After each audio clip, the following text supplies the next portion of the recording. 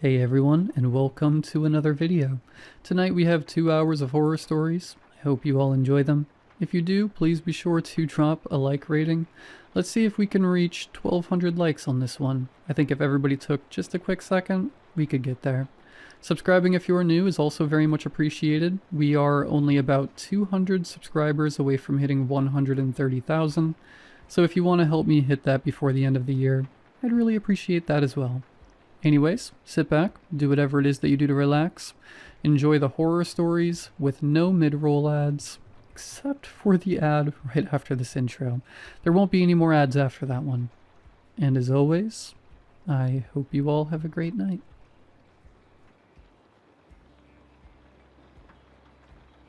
I worked at the post office 2 weeks ago. That's not a euphemism, and it's not meant to sound mysterious. I've been there since I was 21, sorting, scanning, moving things from one place to another so other people can forget about them. It's stable work, quiet work, the kind of job where nothing interesting is supposed to happen. Every year around mid-November, I get rotated into a seasonal role. Officially, I'm assigned to the no response division. Unofficially, I'm the person who sorts the letters addressed to Santa that will never receive an answer. Most people don't realize how many of those come in. Kids still write physical letters. Parents still encourage it. Schools still make it an activity. By the time those envelopes reach us, they're already dead ends. Addresses that don't exist, names that aren't real, return labels written in blocky pencil handwriting. The machinery flags them automatically. They get pulled before routing and dropped into our department. We don't respond to them. We don't forward them to charities. We don't read them in full. That last part is the rule. It's been a rule since the late 90s, according to my supervisor. Long before I started, long before she did. The explanation they gave during training is simple and rehearsed. Children sometimes write about personal matters in their letters, family issues, home situations. It's not our place to read private information that was not meant for us. So we skim. We confirm it's addressed to Santa, stamp it as no response, log it, and file it away. You're allowed to read the opening line, maybe two. You're not allowed to finish it, ever. People joke about it the first year. They think it's superstition, or some old HR leftover nobody bothered to remove. Somebody always asks what happens if you do finish one. The supervisor never answers directly. She just says it results in immediate termination. I believe that was all it meant for a long time. I stopped finding the rule funny 3 Christmases ago. That was when I learned what happens after termination. It's a tight-knit secret among the people who get roped into it, and you're only told after everyone thinks they won't say anything to anyone. They don't escort you out with security. They don't make a scene. You're just told to gather your things and leave the building. Your credentials are deactivated sometime later that day. Your access to internal systems disappears. To everyone else, it looks like you quit or got fired for something mundane. What happens next isn't in any handbook. It starts the same way every time. Within a day or two, the person mentions they feel watched. Maybe they laugh it off at first and blame stress. Then they describe something taller than it should be, standing too far away to make sense. A shape, a silhouette that doesn't move when they move. By the 4th or 5th day, they stop laughing. They all describe it the same way. A black figure, at least 12 feet tall, proportioned wrong, hands stretched to its shins, standing upright like it's pretending to be human. It wears a Santa hat, a real one, red, white trim, cheap felt. The hat never changes. It never falls. It never reacts to weather. It doesn't chase them. It doesn't speak. Every day it's a little closer. It can stand across the streets at the end of a grocery aisle, on a sidewalk in full daylight. Other people walk through it like it isn't there. Nobody notices it. Nobody reacts. That's how they know it's meant only for them. The stalking lasts 12 days. On the 13th, they die. The post office doesn't acknowledge the connection. Officially, those people suffer unrelated accidents or medical emergencies. Unofficially, nobody in no response breaks the rule anymore. Except I did, because some of the letters aren't normal.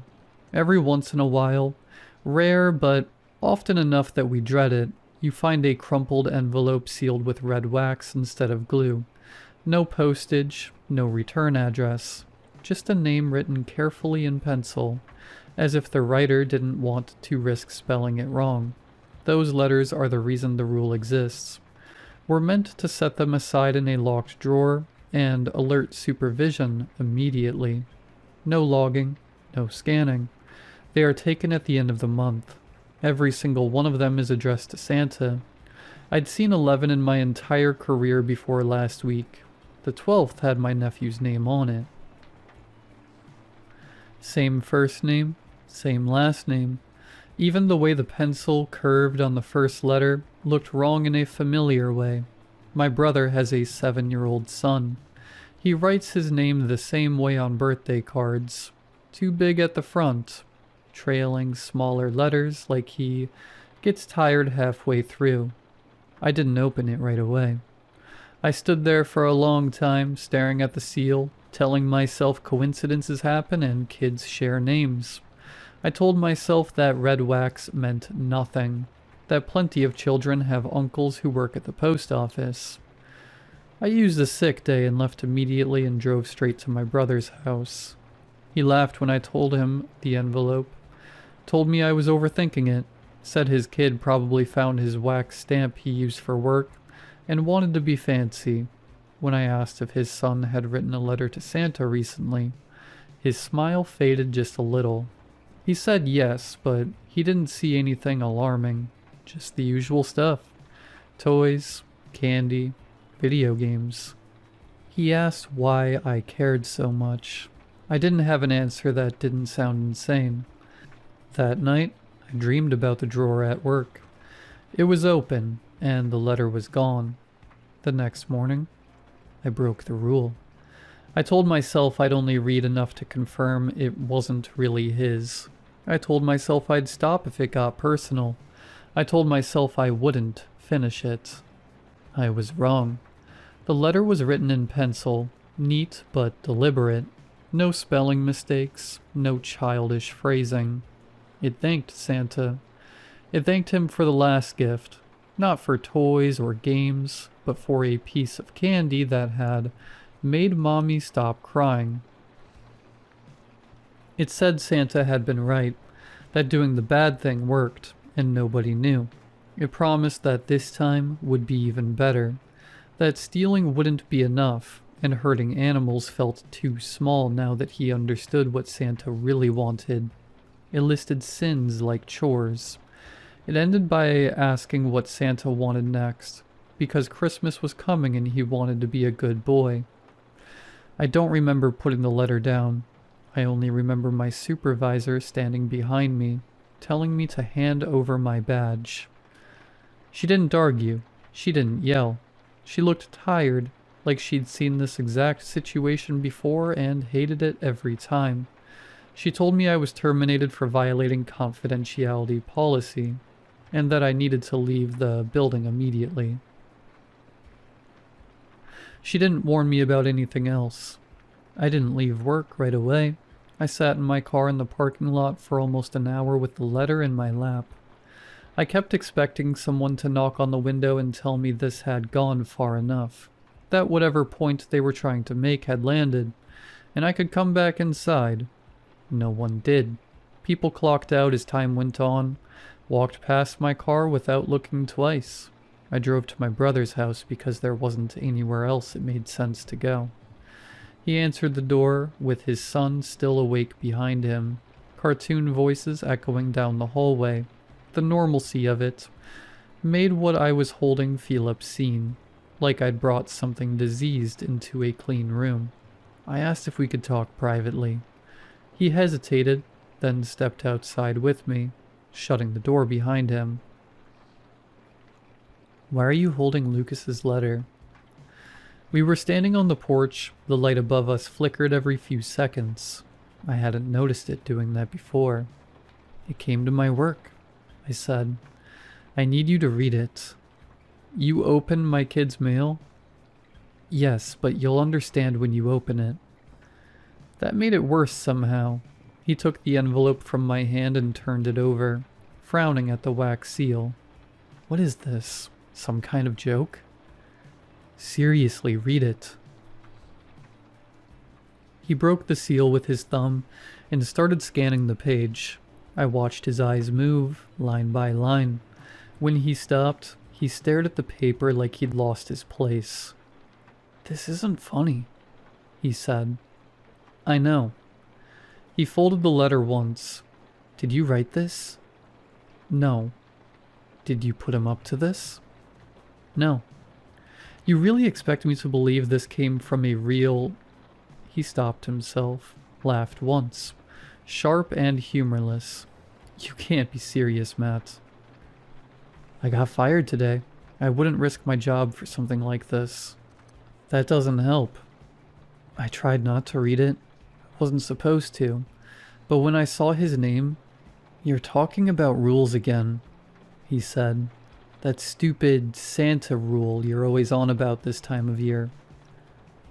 It's not stupid, I said. It's a thing for a reason. So now my son is the reason?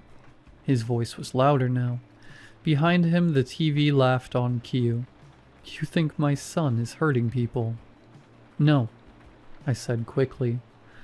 I think someone is asking him to. He stared at me, waiting for a grin that didn't come. You're sick, man, he said finally after staring daggers at me. It's been happening to other people. Co-workers. Once you finish one of these letters I took... This is enough. You don't get to come into my house and say ridiculous stuff like this. Just listen to me. Just for once, can you... You need help, Matt? Seriously, you're crazy. There's a thing. My voice dropped without me meaning it to. It starts watching you. Tall. Wears a Santa hat. 12 days and then... Get out. Don't talk about my son like that. Don't talk to me unless you get your stuff together. I'm not talking about him, I said. I'm talking about what's coming. He opened the door behind him. Stay out of my house, and don't come back until you can admit you made this up. But Christmas... Don't, he said. Do not bring that BS into my home. I stepped back further onto the porch. He didn't hesitate before closing the door. The lock clicked. Behind the door, my nephew laughed at something on the TV. In the silence that followed, the flickering porch light finally went out. At the end of the street, something tall stood perfectly still, waiting. I left my brother's house, not taking my eyes off of it.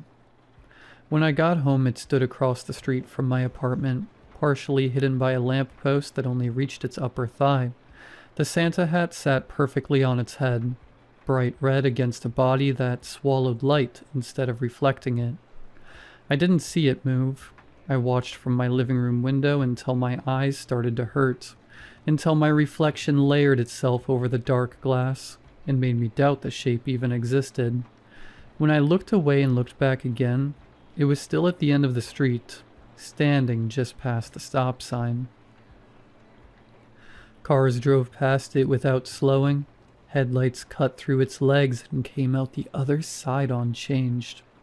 A woman jogged directly through the space it occupied. Earbuds in, breath fogging in the cold air. She never noticed the height of the thing she'd passed. That night, I didn't close the curtains. I wanted to know if it would approach while I slept, if it only moved when I wasn't looking. It didn't move. The Santa hat was the brightest thing on the street. On the second day, it was closer. It stood across from my building beneath a street lamp. The light didn't reveal anything, only traced its outline like something pasted onto the world. I left early, before sunrise, telling myself that if I passed it quickly enough, I could prove it couldn't interact with me. As I walked by, I felt pressure behind my eyes, like I was remembering something I'd forgotten. It lasted less than a second. When I turned, it was still behind me. That night, I dreamed of red wax softening in my hands. On the third day, it was in the parking lot. It stood between my car and the exit. I walked around it without stopping. I remember feeling angry more than afraid. Angry that it was allowed to exist like this, violating the basic rules of proximity and consequence. A man leaned against my car to tie his shoe. His shoulder passed through its leg without comment. For a moment, by habit, I drove toward the post office before remembering I no longer worked there. On the fourth day, it began appearing indoors. I saw it at the end of the frozen food aisle, its head nearly brushing the hanging signs. People pushed carts through it. A child ran past me laughing when the cold air hit their face. I left my groceries and walked out. That night, Christmas music started to feel like a warning. On the fifth day, it followed me to my brother's street. It stood on the sidewalk in front of his porch, feet almost touching the step. I watched my brother walk through that space later, holding his son's hand. Not slowing, not noticing. The porch light turned on. The door closed. The thing didn't leave. On the sixth day, I stopped trying to explain. I called the non-emergency line, a therapist, anyone who might give this a shape that wasn't fatal. I talked about stress, unemployment, anxiety. Everyone heard exactly what they needed to hear. That night, it stood at the edge of my building's lot, closer than before. I closed the curtains for the first time and still woke up convinced something brushed the walls. On the seventh day, it was in the elevator to my apartment. The doors opened and it was already there, folded just enough to fit. A woman stepped in beside me and leaned against its leg without realizing it, frowning slightly at the unexpected cold. I got off 2 floors early. The rest of the ride creaked like it was carrying more weight than it should. On the 8th day, it appeared in reflections first, in the dark screen of my phone, in the microwave door, always behind me. When I turned, it was in the room where it needed to be to remain just out of reach. I never heard it breathe. On the 9th day, it stopped giving me space. I turned corners and almost walked into it.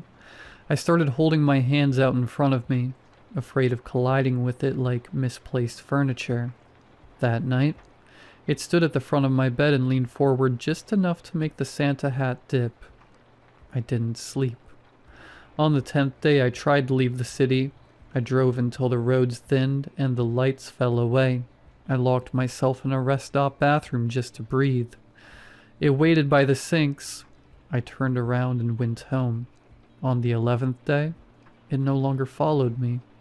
It waited in places before I arrived, positioned where it made sense, as if it had always been a part of the layout.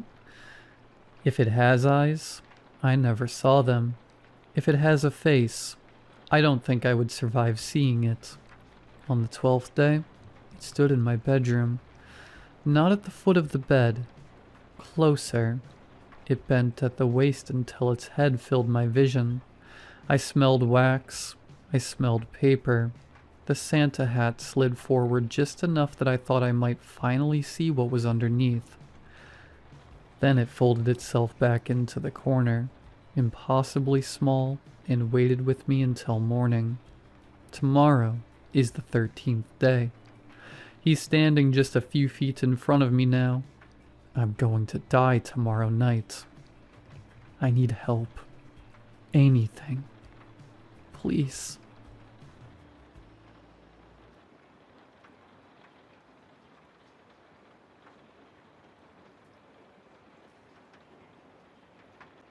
Most of the time when you hear about weird kids eating weird things, it's stuff like paste, not silica gel packets.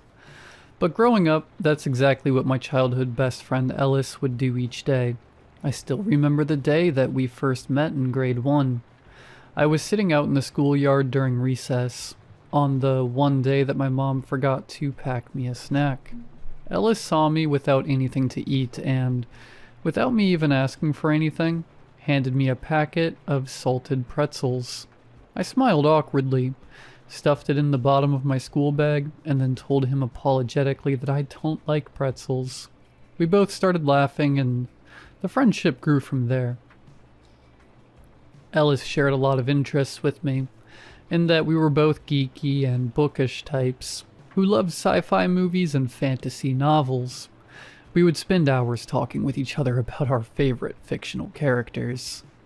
"You know the packet says not to eat those," I told him gingerly one lunchtime, as he munched away on the moisture-absorbing silica crystals.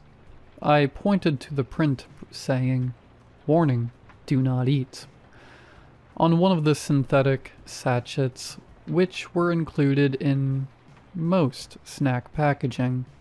"It's fine," he said, tipping the sachet back into his mouth. "It's actually harmless. They only put that 'cause it's a choking hazard, and I know how to chew." Unfortunately for Ellis, his unconventional snacking habit didn't go unnoticed in our grade. It didn't take for long for other students to notice him eating the silica gel packets and begin making up taunts and jeers about him. "Ew, he's eating that gross white powder stuff," laughed one bully, standing over poor Ellis. "What a freak." "Yeah, Martian boy, do they get gel packets back on your home planet?" A girl laughed, waving her hand in front of his glasses. "I made some science chemicals in the Keb lamp today. You should drink those too, nerd," jeered another bully, gawping at the discarded preservative sachet. This continued over the years of our friendship, befalling Ellis several times a week. They would come over and start giving him hell the second they saw one of those small blue gel packets being pulled out a lunchbox. Ellis was also much nerdier looking than myself, with thick glasses and a wispy frame, which further added to him being targeted. But despite all of this abuse, Ellis wasn't swayed from his maligned habit. He kept eating those silica gel pouches, chewing them more anxiously, scarfing them down before the bullies saw, or consuming them secretly in the bathroom. Each time that the bullies came over to degrade my best friend, I would avert my gaze, make myself quiet, and try not to attract their attention as they laid into Ellis. It was clear from my behavior that I was embarrassed by my friend's eating quirk. I didn't want to look too weird, or get targeted by association, so I would never defend Ellis or get involved, even when the bullying turned from verbal to physical. While I never outright deserted my friend or joined the bullies against him, I never stood up for him. At the time, I figured it was his habit, his battle to fight. This is something that I came to regret as I grew older. It tormented me, knowing I'd let a good friend suffer out of selfishness. I tossed and turned on some nights, kept up late thinking of all the comebacks I wish I'd said to the bullies in Ellis's defense. One childhood too late. Ellis and I matriculated together from elementary school into middle school, but it was high school where we parted ways, with me going to one and him to another. We said fond goodbyes to each other and promised to keep hanging out outside of school, but that promise didn't pan out as I was swept up in high school life. It would be years later, when I was well into my 20s, that Ellis finally returned to my mind. In the middle of watching TV in my apartment one evening, a news report came on that instantly cast my thoughts back to my old friend. And of course it did. It was about silica gel packets. They were being discontinued. Specifically, the brand that had been in all our snacks and treats throughout our school days. which is why it was the only brand of silica that Ellis had eaten. According to the news report, the brand, Crystal, were being discontinued due to severely toxic substances present in them. The news reporter's words chilled me to my core. They're a simple part of food packaging designed to keep our food dry, but the question is, are they truly safe? Not those from this local producer of them. It is being alleged that Cristal silica gel packets were created with scientific waste products, which were not thoroughly understood by researchers at the time. Fortunately, food stored with the packets were protected from this substance by the plastic packaging. It is also not harmful in trace quantities. However, we urge anyone who has accidentally consumed this silica gel and is experiencing health issues to contact 9 News. Switching off the TV, my blood ran cold for Ellis. That surely didn't bode well for his health. That poor kid had eaten several of those sachets every day for his entire childhood. If they were worried about someone eating an odd packet here and there, what would all that do to him?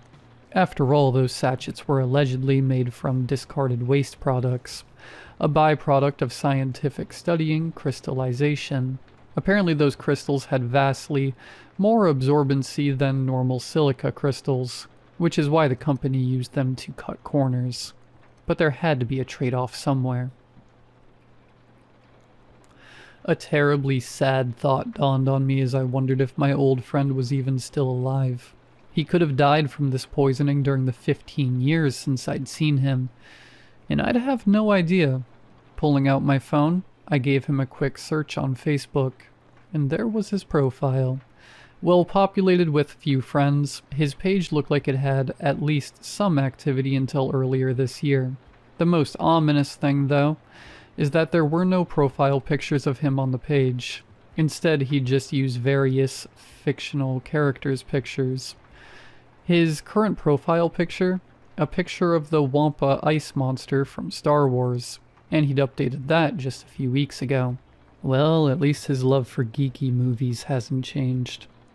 I went to bed that night reassuring myself that my old friend was probably fine, and that if he was dead, he wouldn't be updating anything on Facebook. I still couldn't bring myself to reach out to him, but was content knowing he was likely fine. Still, those same nightmares of regret over failing to stick up for him returned to me that night. I saw those same bullies, and was silent as they ripped into him over his habit, one which I know may have cost him his health. However, my torment wouldn't stay confined to nightmares for long. The following Monday, I was leaving my office and getting in my car. Just when I was about to shut my door, I caught a glimpse of something over by a pillar in the car park. Something shiny and jagged, like crystals, like an entire body of crystals. I spun my head around to get a closer look, but it had already ducked back behind the pillar. Right then probably would have been the best time for me to investigate what I saw, but instead I dismissed the strange sight as a passerby's reflection in a chrome car, and pulled out of the parking lot. I didn't see the crystal creature in my workplace parking lot again, but this didn't bring me comfort because, instead, I now started seeing it on my various car rides back home. First on the street outside my office building, then at the intersection further down the road, then at the bus stop past the intersection, then in an alley further into my route. I never saw it for more than a few seconds in the evening dark, but it was unmistakable now. There existed some kind of stealthy humanoid creature, completely encased in sharp crystals, and even worse, day by day, it was following me home. I had only seen that glint of synthetic crystalline substance in one place before, but I'd seen it every day for years, and that was in the silica gel packets Ellis would dig into daily. I could put 2 and 2 together, the news report about my friend's crystal snack being toxic, and the strange crystal monster stalking me. Again, I jumped online at home and started looking old schoolmates up, but this time, instead of Ellis, it was the names of the kids who had bullied him. Their little gang had been made up of about 5 people, and it only now occurred to me that I hadn't heard anything concerning them for years. Searching each of their names, I was shocked to see obituaries. Roy, the leader, had been butchered in his sleep in an unsolved home invasion. Shauna, another of the crew, had suffered a similar fate, having her body ripped apart by an intruder while her family slept. One by one, I learned of each of the animalistic and brutal killings, with descriptions of the former bullies having their flesh pierced and shredded. Found on each of the bodies and in their wounds was a crystal substance. Authorities suspected it was a drug of some kind used by a junkie assailant. I knew instead that it had come from the jagged limbs of the killer itself. I also now knew one more thing, that the creature that had done these killings, my old buddy, had one final target it was coming to kill. He wanted revenge against me for not standing up for him. Helplessness could have consumed me at that moment, but I fought to keep myself rational and calm. Ellis had only killed its targets while they were in bed sleeping, I recalled. It had likely needed to catch them unaware, because it was too physically fragile to kill them otherwise. If Ellis came anywhere near me while I was awake, I would have the power to injure or, if need be, kill him. It hurt me to think about my old pal like that, but I wasn't going to let him savage me while I slept, interrupt my guilty nightmares about him with a real one. That night, I reinforced the door to my apartment with multiple locks and a security alarm. I also made the doorman aware of a deformed intruder, which may attempt to force its way up to my apartment, leaving out the part about being a literal crystal monster, of course.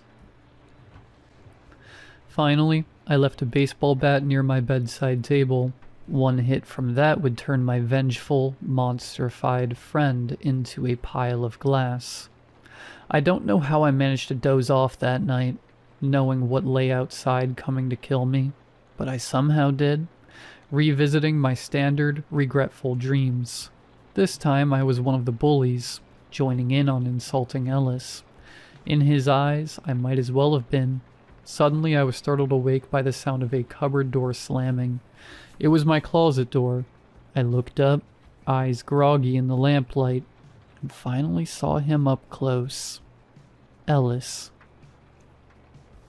The creature was horrific, composed of flesh warped into numerous white crystal shards, jutting from his body at all angles, as if he'd been frozen in ice stalactites. But these would never melt off. Underneath the translucent white, I saw nothing of his long, encased original body. As it approached my bed, I tried to put my plan into action, but my bat was only knocked to the ground by my shaking hand. Rolling underneath the bed, transfixed and defenseless, I waited for Ellis to give me what I perhaps deserved.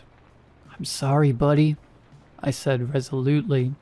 "I'm sorry for what happened to you, and sorry for not protecting you when you needed it." The crystal creature barely registered my words, instead reaching underneath the bed. Was he going to bludgeon me with my own bat? To my confusion, the shifting mass of crystal stood up, not with my bat, but with my old school bag from elementary. I'd held on to that for years out of sentimentality. Realization began to dawn on me as its jagged hand rummaged in the bag before pulling out a very old packet of pretzels. Those sharp hands tore the packet apart with ease, scattering pretzels on the ground, and plucked it out. The last, Christelle's silica gel packet in existence. I watched with awe as it shoved the sachet's contents into its mouth, like Ellis had every recess, and munched it with crystal shard teeth. This entire time, it had wanted that discontinued silica sachet, not to violently kill me like Ellis bullies. He'd never considered me one of them after all. With his one purpose sated, this unearthly being my friend had mutated into shambled backwards. Then, very suddenly, it dove out of the open bedroom window it had entered through. A second later, the sound of shattering glass echoed from the ground. All that was left of him below was a mass of crystal shards and flesh chunks. I went back to sleep that night and slept well for the first time in a long time. Safe. And forgiven.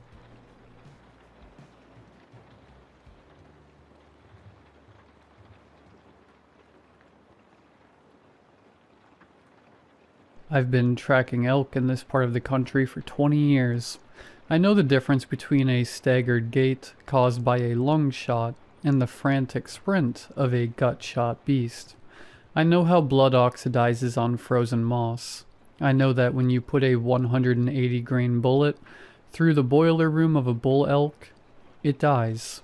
It might run 100 yards, adrenaline pumping the last of its oxygen, but it dies. That's the contract. You pull the trigger, physics take over, and the animal becomes meat. But the thing Hayes and I were trailing up that ridge broke the contract.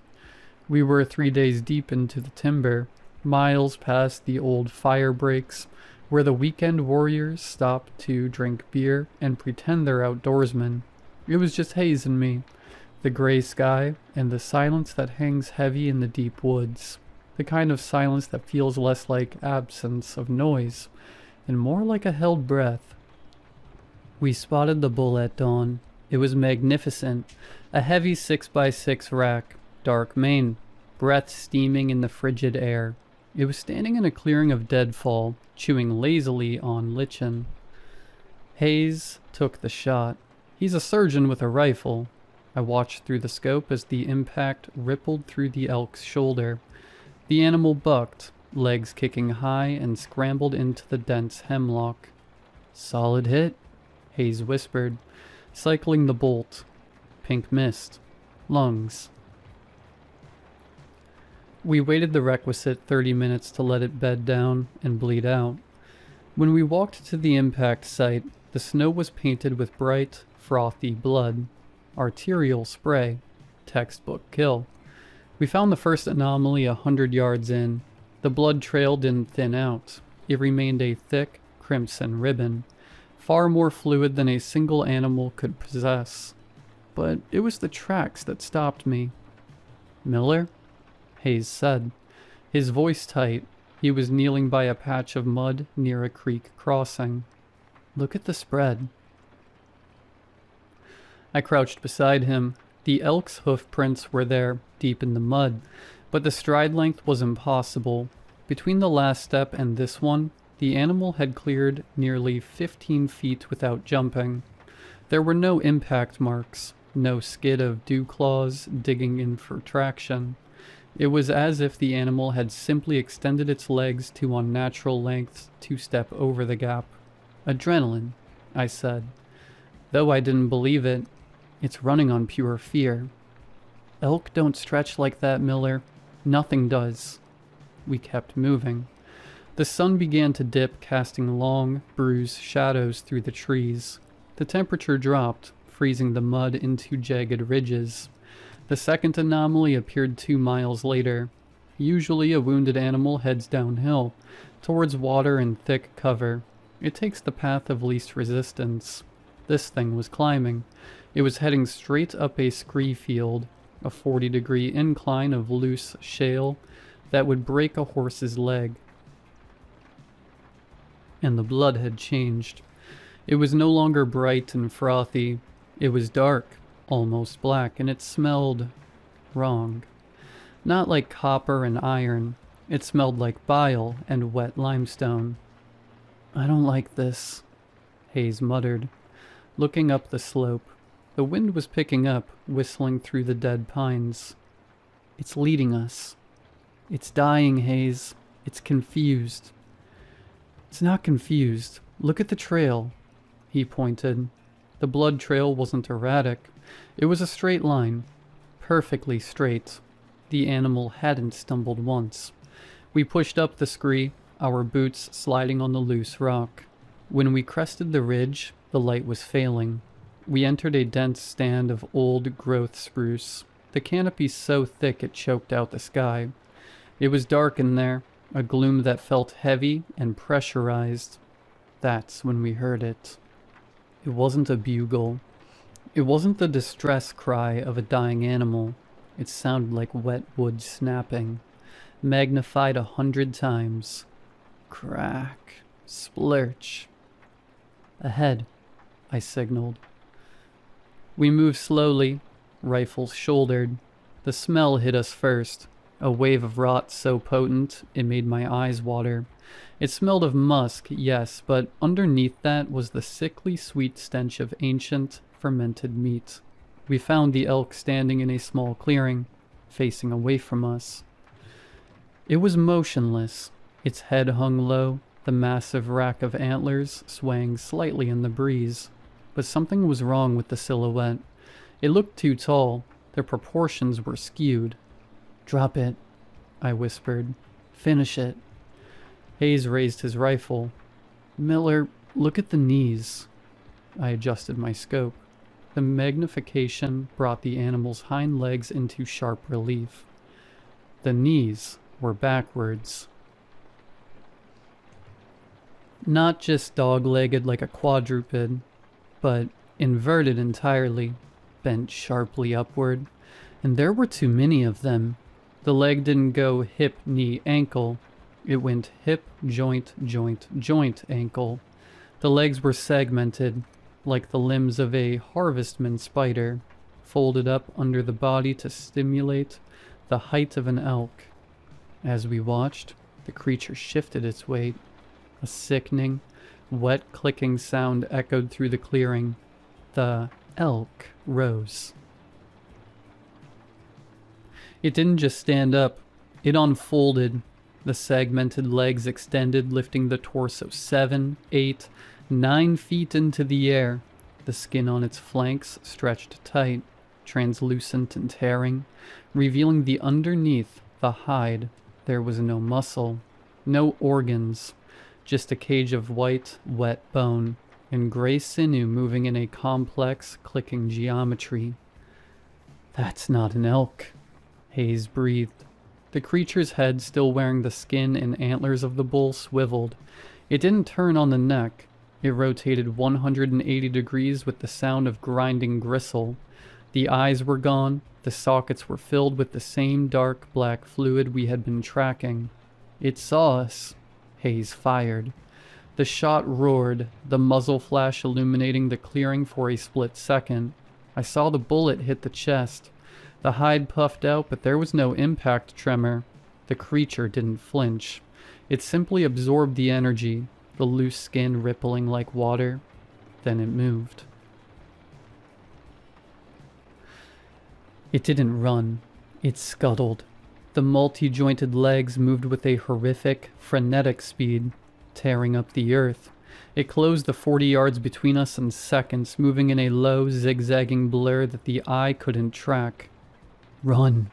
I screamed, backing up and firing blindly. Hayes didn't run. He froze. It's a reaction I've seen in greenhorns, but never in a veteran. His brain simply couldn't process the biology coming at him. He stood there, rifle half raised, mouth open.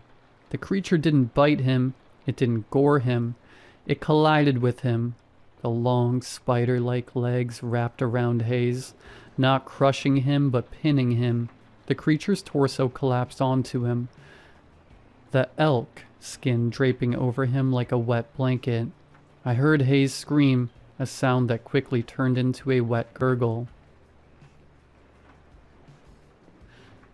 I turned and ran. I ran with the reckless abandon of prey, tearing through brambles that sliced my face, stumbling over roots, sliding down the scree field we had climbed an hour ago. Behind me, the forest was filled with sounds that will never leave me. It wasn't the sound of eating, it was the sound of rearrangement. The wet snapping of bone, the popping of cartilage being forced into new angles, and underneath it all, a low chittering sound, like 1,000 insects vibrating in a hollow log. I made it to the tree line of the valley floor and collapsed, my lungs burning, my ankle twisted. I lay there in the dark, Rifle pointed back at the ridge, shivering so hard the barrel rattled against my teeth. I waited for it to come for me. I waited for the clicking joints, the smell of rot. But it didn't come. Instead, silence reclaimed the woods. A heavy, absolute silence. Then, from high up on the ridge, I heard a bugle. It started as a normal elk call, a high-pitched whistle rising to a scream, but halfway through the timbre changed. The pitch dropped, gargling and warping. It shifted into a human voice, distorted and stretched, screaming a single, elongated syllable that echoed off the canyon walls. Miller.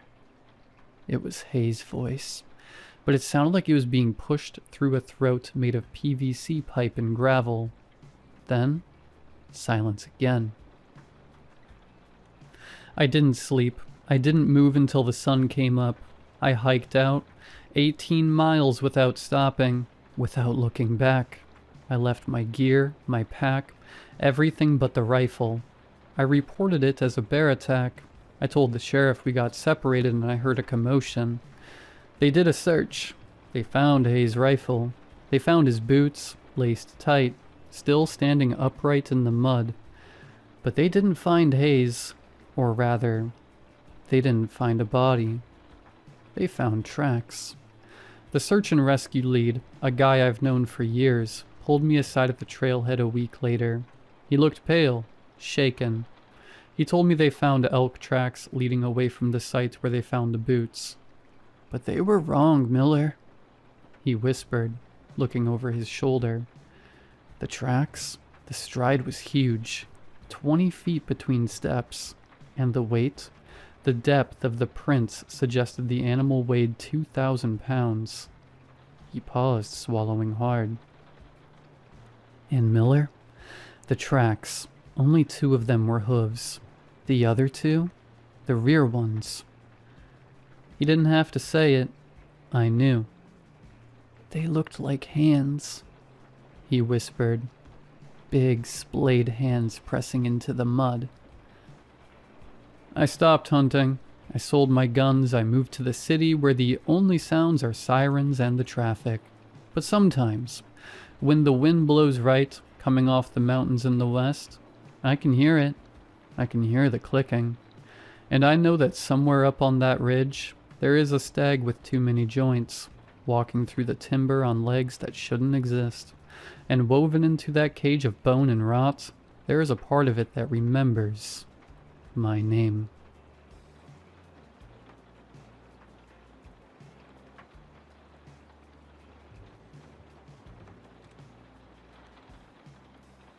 Calm down, slow your breathing. You need to slow down and think. My panic subsided. The sound of my heart pounding in my ears dissipated as my body focused. My ragged breathing became calm and measured. The gentle lull of the water's currents flowed past as the muffled silence of the sea closed in around me. My air tank read just under 10% left. Damn, I'd been sucking air like I was running a marathon.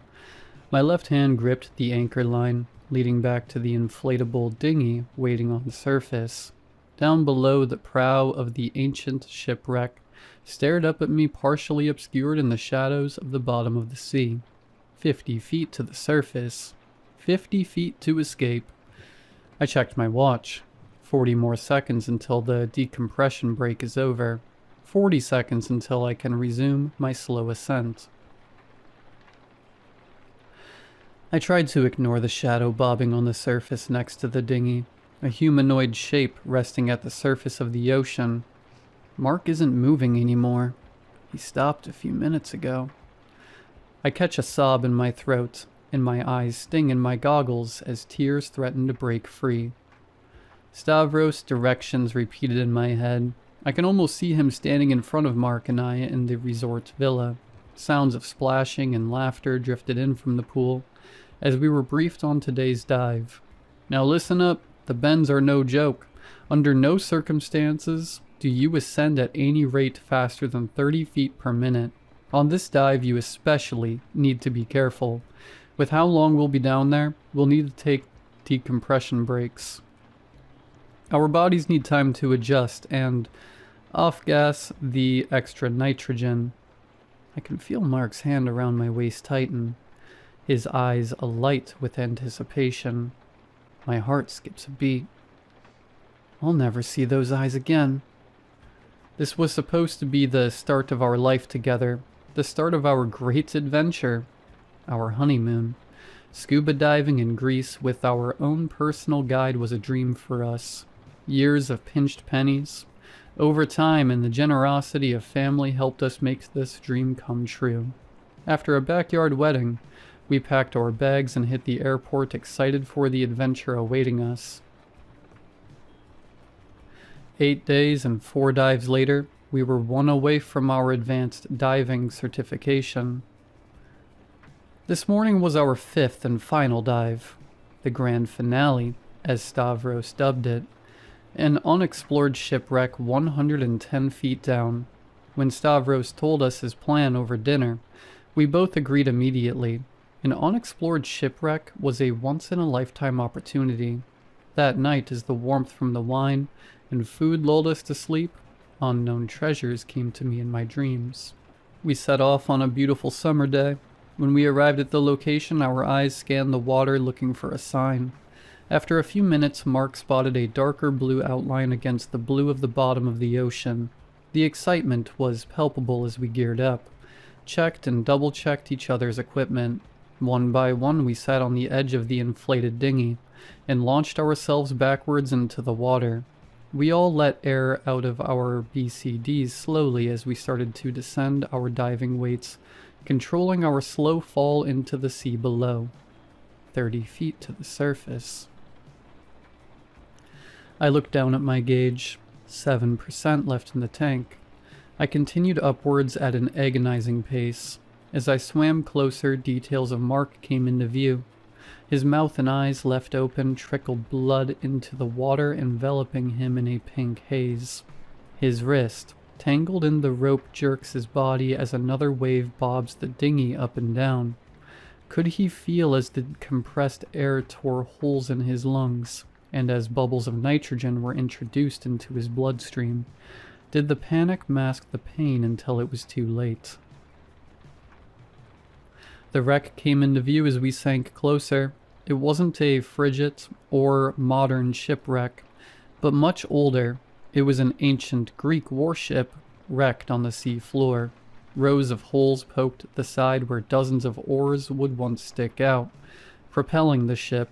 A forest of coral covered the hull in bright pinks, oranges, blues, and yellows. Small shapes danced in and around the reef. A school of small fish flitted by.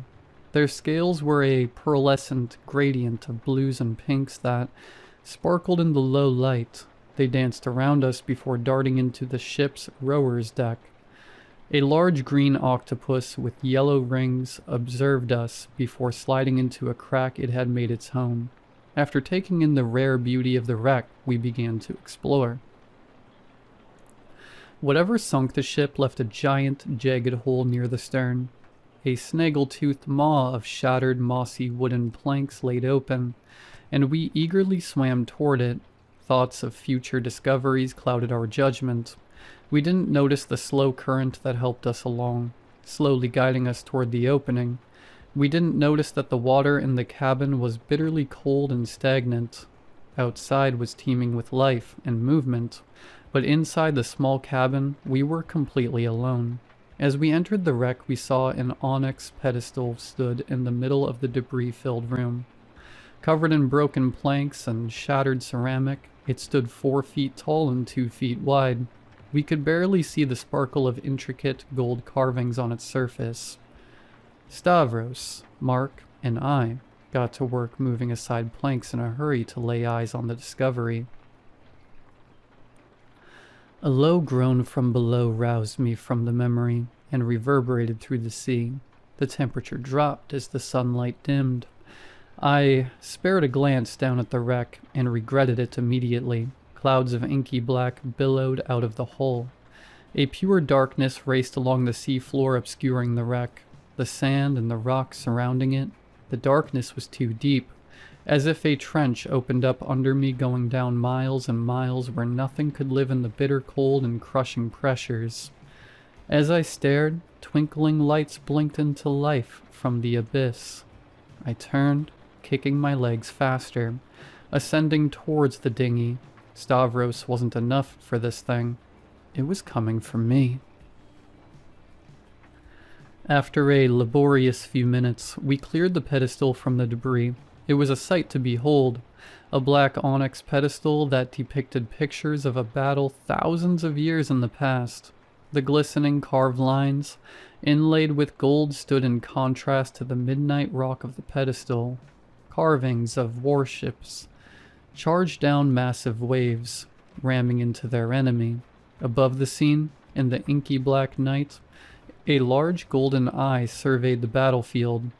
Mark gestured to the top of the pedestal, and we saw a half-spherical depression stood empty. We began searching the ground, brushing aside shattered ornate ceramics and decayed wooden planks, searching for a lost artifact knocked loose from its pedestal millennia ago. I let out a cry and a burst of bubbles from my regulator as my hand brushed by something hard. Lying on the ocean floor was a sphere. The artifact was the size of a grapefruit. It shone in the beam of my flashlight, a brilliant gold. Mark and Stavros made their way to see my discovery as I reached down to pick up the artifact. The artifact was warm to the touch. A feeling of overwhelming comfort wrapped around my hands as the sphere shone like polished gold in my flashlight's beam. Mark put his hand on my shoulder and leaned in to take a closer look. The light of his flashlight glinted off the edges of swirling patterns engraved into the surface. As the light danced across it, the swirls almost seemed to be moving. The three of us stared at a fortune in my hands. The warmth spread up my arms and into my chest as the current gently nudged me in towards the pedestal. As if in a dream, I floated to the top and placed the warm golden sphere into its place on top of the pedestal. We all floated, transfixed as the sphere began to rotate slowly in the depression of the pedestal. The engraving swirled up and down like the waves of a great ocean as a low thrumming filled the room. Faster and faster the waves crashed on the sides of the ball, until it was a blur of spinning gold. Mark grabbed me by the shoulder and began pulling me towards the exit. Stavros stood transfixed, and I just watched as the sphere stopped moving. A sickly crack of yellow light worked its way across the artifact. It hissed and screeched as the crack grew larger and larger. Like golden eyelids, the crack opened, revealing a massive yellow eye, with a jet-black pupil that filled the room with a sickly light. It stared at us, moving from one to the other cornea, contracting and relaxing as it took in its surroundings. The eye shot up on a torrent of tarry black liquid that spewed from the top of the pedestal. It poured over the sides and spread along the floor. What once was the seafloor of the cabin became a vast nothingness stretching miles below the floor of the sea. My transfixion was replaced by fear as I launched myself towards the mouth of the cabin. The blackness covered the sandy floor, and when it reached the walls of the ship, began climbing. Mark led the way with Stavros behind, as we swam with all our might out of the wrecked ship. A low groan emanated from the nothingness. The sound coming from the depths of the cabin sounded like a whale's death cry. A muffled scream reached my ears as Stavros shouted. Something thin and dark had wound its way around his leg and began pulling him into the ship. His hand scrambled for purchase, but the smooth hull offered no salvation. He pulled his diving knife, burying it deep in the ship, anchoring himself as his legs were pulled inside the hole of the wreck. I doubled back, reaching for his hand, and our fingers touched before he was pulled again by the inky black tendrils, snaking their way up his leg and around his hip. His knife held but his shoulder dislocated, with a muffled pop as his hips were dragged into the hole. I reached out again as another chorus of cracking bones and cries of pain came from Stavros as his body was stretched beyond its limit. His eyes wild with fear caught mine. His hand could no longer hold on under the tremendous pressure, and his scream echoed through the sea as he disappeared into the blackness of the wreck. I screamed as I turned around and swam as fast as I could up and away from the wreck. "Now listen up. The bends are no joke." Stavros' words rang in my ears, and I looked forward in horror. Mark hadn't stopped to help. He was already 30 feet above me, kicking as fast as he could towards the surface. I yelled again in a rush of bubbles, but he couldn't hear. I could see the panic in his body. Nothing I could do would stop his suicidal ascent. All I could do was watch as Mark slowly killed himself.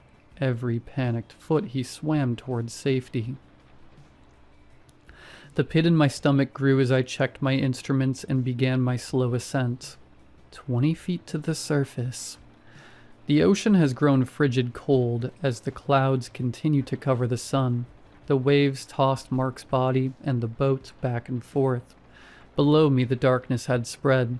It continued to reach up, getting ever closer toward me. I kicked my feet furiously, ascending as fast as possible. 10 feet to the surface. I could feel the gaze as the yellow eye stared into my back.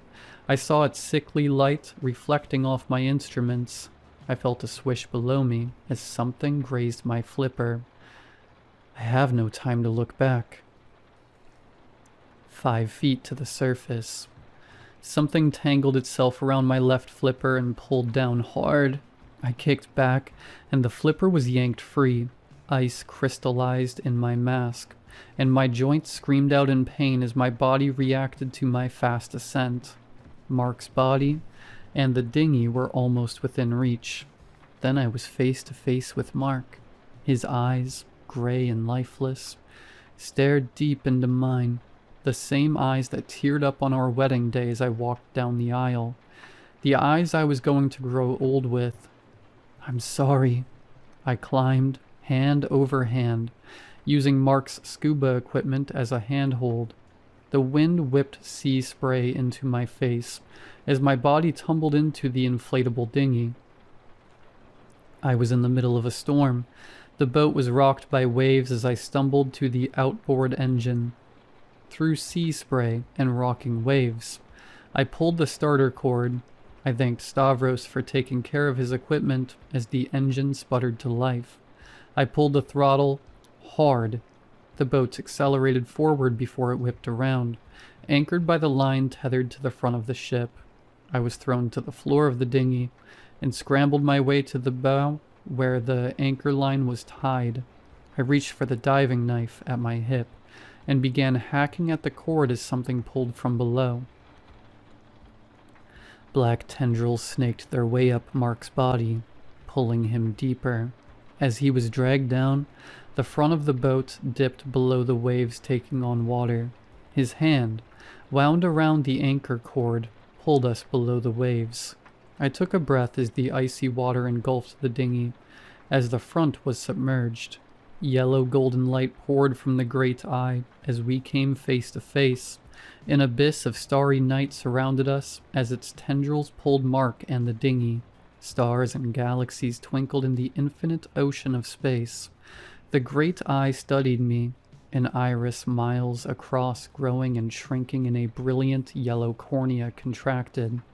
It was the finite and the infinite, floating in deep black space. With another hack, the cord snapped. Mark disappeared under the waves as the dinghy rocketed towards the surface. The sputtering of the motor motivated my screaming joints as I threw myself at the tiller. I caught it in my hand and twisted hand on the throttle. The dinghy shot forward, speeding up the nearest swell and cresting it with ease. I sped back towards the island. The wind whipped my hair. Tears stung my cheeks as I let out a muffled sob. The clouds above grew more and more sparse. The sun began to peek through, and the waves settled. I left the storm behind as I skipped across the water. I came to in a hospital bed a week later. My mother held my hand as my eyes flitted open. For the next few days I underwent tests and took questions from the police. I told as much as I could and they let me go. I feel empty, drifting through the days. Through work, friends, and life, I am a shadow of my former self. I lay in bed tossing and turning, anxious for sleep. When I finally drift off, the great eye calls to me from another place. It thanks me with warm, comforting dreams. I long for the peace it promises me, a future holding hands with Mark as we drift from star to star, exploring a new galaxy all to our own, a future without pain or worry. In my dreams I feel whole, deep below the waves in the embrace of its infinite gaze.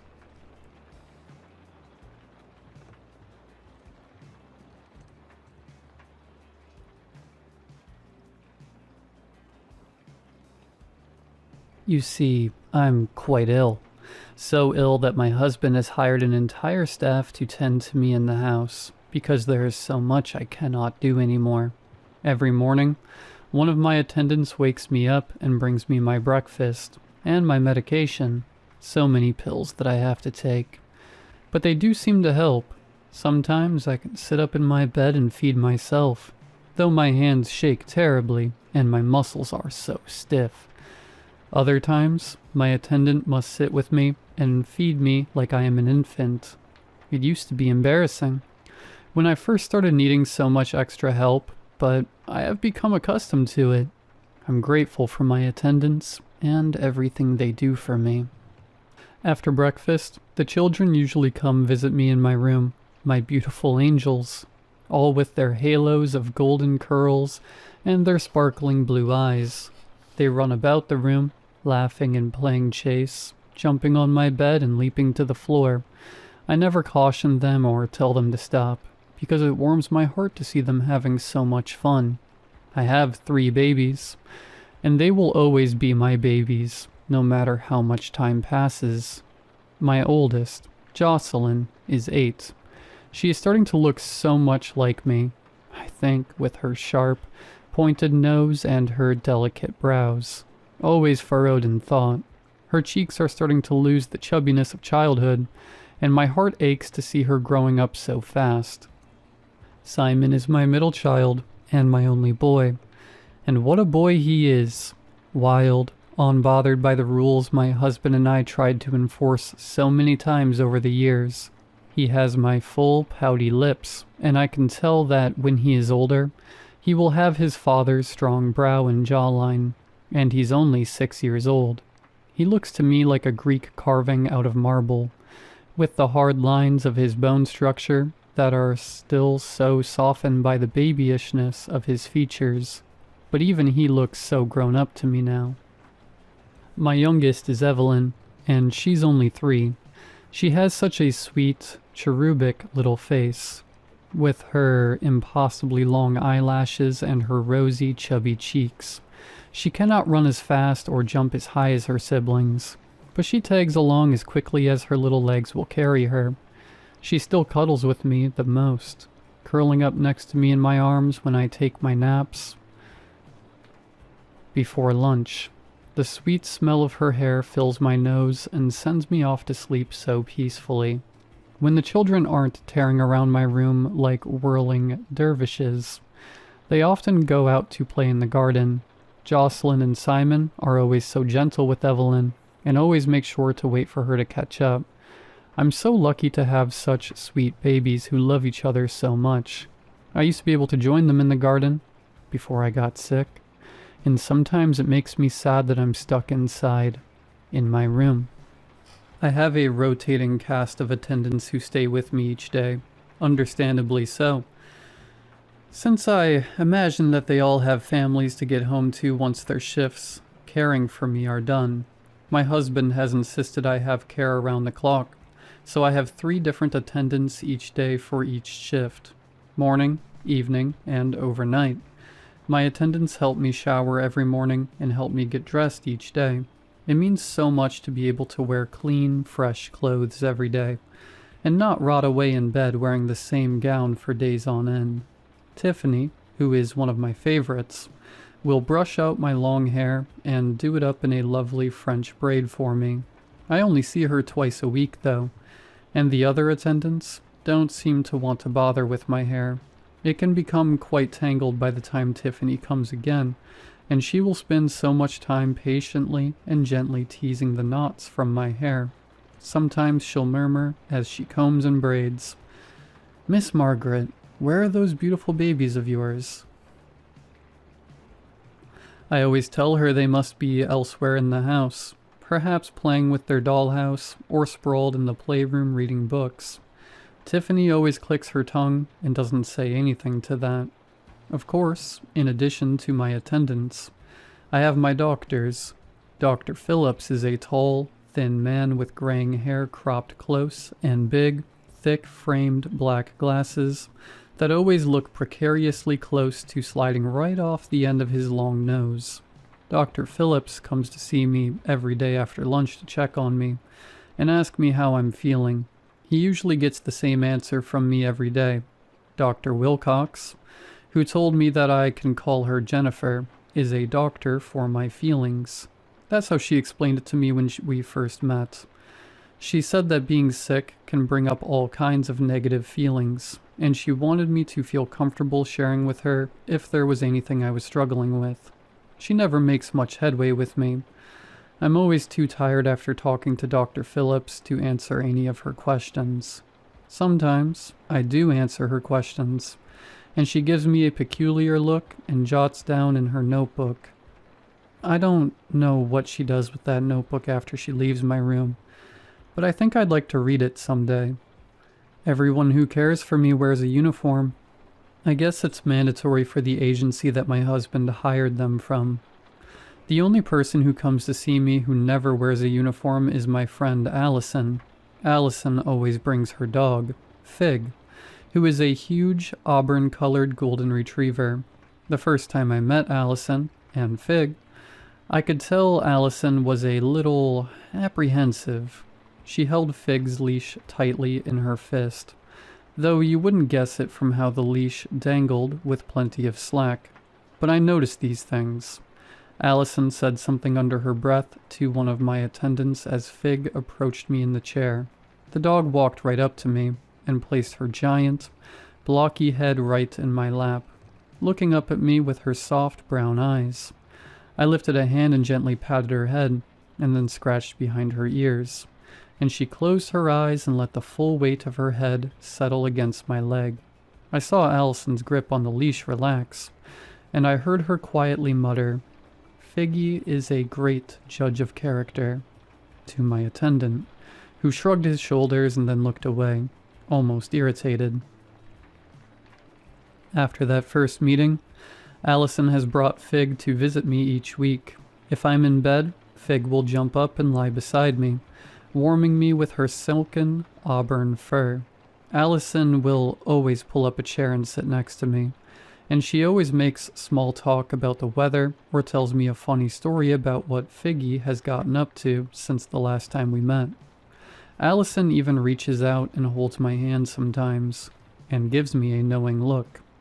She once asked me why I'm sick, and I told her it was better for both of us if she didn't know, but that didn't scare her away. One day, that same attendant, who was there during my first meeting with Allison and Fig, pulled up a chair rather close to me and Allison than he normally would, and opened up a newspaper to read. The big headline on the front read, "Father of children missing for 3 years petitions to have them officially declared dead." A sad story to be sure. A picture of the father with his children, all beaming at the camera, took up most of the front page. My husband has to travel so much for work that he is rarely able to visit with me. When he does, he often meets with my doctors, and they discuss things in hushed tones. I catch snippets as they speak. No progress, no new information, different medication. My husband has control over my treatment, because my illness often makes me too tired and disoriented to be able to consent to any changes. My husband has learned only to come visit me before 5 p.m. because there have been one too many visits after dinner when he had come into my room to see me and something awful has come over me and I have attacked him. Lunged out of my bed or my wheelchair with my hands outstretched, clawing for his throat and eyes as my attendant springs into action to restrain me. Whenever this has happened, my husband refuses to meet my eyes with his, afraid to look at me and acknowledge the real reason why I want to kill him, a reason only he and I will ever know. You see, my morning medications really start to wear off after dinner, and I can't have my evening doses until 7 p.m. As the afternoon turns to evening, I feel my symptoms start to come back. My vision, blurry and unfocused during the day, becomes sharper. The golden light that bathes everything darkens and becomes cold and blue, throwing everything into harsh relief and making my surroundings feel unwelcoming and clinical. My head, so foggy and sluggish all day, begins to clear, and my memories start to come back. I see my attendants for what they really are, employees begrudgingly tasked with watching over me, rather than dedicated and compassionate caregivers. The worst, though, is my children. When they come to visit me after dinner, they no longer look happy and angelic, and full of life and laughter. They no longer look the way I want to remember them. Instead, they look the way I am forced to remember them. Jocelyn's scalp is half ripped away from her skull, and her left eye is missing. Blood stains her nose and mouth, and she has thick, purple bruising around her neck. Her head hangs at an odd angle, and her legs can only shuffle her forward as she tries to walk on compound fractures with shards of bone piercing her skin. The entire left side of Simon's head has been completely caved in, and he spits and sputters bubbles of blood as he struggles to draw in raggedy breaths. His rib cage is crushed and splintered, and his lungs flap uselessly against his chest wall. And Evelyn, my poor sweet baby girl, too young to even understand what was happening to her. Her eyes are black, filled completely with dead blood. Her tongue is huge and purple and protrudes from her mouth. She, too, bears thick bruising around her neck, although this is barely noticeable due to the fact that she now carries her head in her tiny little hands, because it was ripped completely from her shoulders. They all come to me and stare at me, crying. "Why, Mama?" It used to drive me mad at first, and more often than not, when they showed up to haunt me, I would claw so deeply at my arms as I screamed in anguish that I ended up bound to my bed in padded restraints while a nurse administered an injection to put me to sleep. Now, I just cry silently. I don't look away because my babies deserve to be seen, but my heart shatters into a million pieces over and over again every night when they come to remind me of what I've done. A trucker found me on the side of the highway 3 years ago, covered in blood, some of it mine, some of it not. At the emergency room, they tried to get me to tell them what happened to me, but I couldn't. All I could do was scream as I pictured my babies the way I left them before I escaped into the woods. I think I hoped to get lost and die of exposure out there, but instead I stumbled out onto the roadway and nearly got hit by a truck. Dying that way would have been better than I deserved. When the police showed up to question me, the emergency room staff were confused, but then the detective explained. My husband had reported the children and me missing that morning. After waking up to find the house empty, he told the police that I hadn't been well lately, hadn't been taking my medications, and he was worried that I may have harmed the children. The police knew as much when they saw me on that gurney, covered in my children's blood, and I couldn't speak to tell them what happened. They finally sedated me to get me to stop screaming, and when I woke up I was handcuffed to the bed rail, and a cop sat in the corner of my room staring me down. They took me to court, but I was found to be incompetent of stand trial. The state psychologist who examined me determined that I had entered a catatonic state and that, in my stupor, I was incapable of understanding the charges being brought against me, and that's how I ended up here at Willow Grove, the highest security forensic psychiatric hospital in the state, imprisoned amongst others deemed incompetent to stand trial, like me, or those who were found not criminally responsible, which is the technical term for not guilty by reason of insanity. And here I've stayed for the past 3 years. After a constant fog of antipsychotics and benzodiazepines, unable to tell anyone what really happened the night I was found, unable to tell anyone the real reason I have attacked my husband so many times, the reason that only he and I will ever know. Because it wasn't me who hurt my precious babies that night in the woods.